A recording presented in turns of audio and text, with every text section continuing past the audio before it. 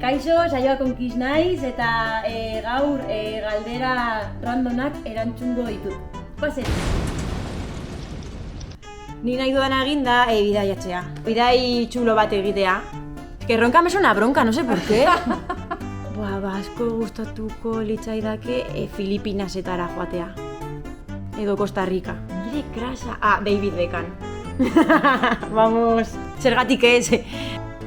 Nire kras, baina txikitatik. Bai. Jo, eske nire mutia ari da ikusten ezin dut esan. Kotxon mantuli. Adibidez, nakorrekin jungo nintzen afatxera. Nik uste dut oso pertsona interesgarria dela. Parranda batetarako sabi putitzurekin. Perreatxera.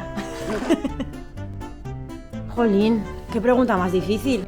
Parranda egiteko edozein balio du, gainera Arantxi txokoa egiten du, así que oso ondo.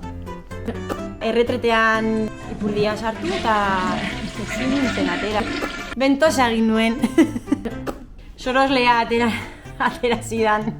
Eta hori izan zen nire anekdota, horregatik monologoa egin dut. Nire ustez, iza da debateko konkistologorik jatorrena. Esango dut, seko, baina da Risto Mejide versión Euskadi, no? Pizka bat.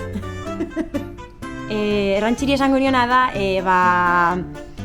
dueloa oparitu dizutela. Hori da nire pentsamendua. Nire ustez biok jumar ginen etxera. Aprobetxatu oparia.